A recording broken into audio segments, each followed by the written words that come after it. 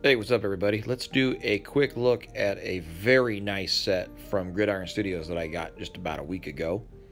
And that is, as you can see on screen here, the 112 base camp set, or Bivouac set, intended for use with, obviously, 112 scale figures. So you can use some Mezco G.I. Joe customs like I got here, taking their places till I get the real deals. Or, obviously, G.I. Joe Classified or Valaverse, any of that's going to work just fine. So a set like this would be ideal for setting up like a forward operation post or a recon post, something where a couple of guys can take turns on watch, and it comes with a pretty good amount of accessories. So as you can see in frame here, you've got the biggest, which is an FGM 148 Javelin anti-tank missile system with a stand and tripod, which is not to be confused with the British surface-to-air missile of the same name. You can see the detail on the command launch unit here.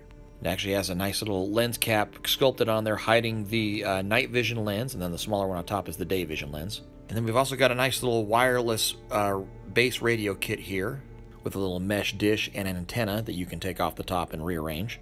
I think they also make this set in blue if you wanted a base radio for like a Cobra base, if one were so inclined.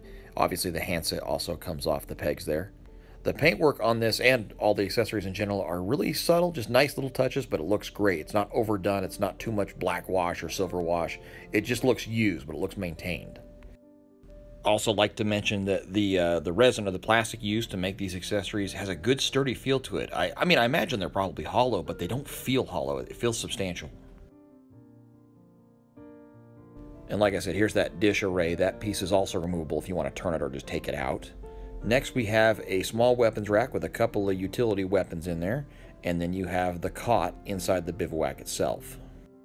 So here is the cot itself. It actually has separate support pieces that peg in, which means it's pretty sturdy, but you can also take it apart for storage if you wanted to. I like the different use of color plastics for the struts and the supports. And then, minus this canteen that fell out, here is the back of the bivouac itself. Pretty straightforward. You've got the two support beams there that peg into some cleverly hidden holes on the bottom, and then they stick out through the top. Then you've got this nice woodland camo mesh to go over the back to conceal it. Again, it's all pretty simple and straightforward, but it's very effective. Obviously, with any kind of play set or display or diorama you put together, the more the merrier. So I threw in some bed rolls, and I made some whoobies out of some kind of feltish fabric I found. If you don't know what a whoobie is, I feel really bad for you. I picked up one of Gridiron's field computers to give to Flint over there on the right, and then I added some paracord and a couple of packs, and with all that put together, you have a spot that looks just about right for a couple of grunts to hunker down and watch for Cobra armor for a couple of days. So if your recon team needs one of these, just head on over to Gridiornprops.com and check them out. They have a ton of great stuff, more of which I would like to look at in the near future. So thanks for checking them out. Thanks for checking this out. See you later.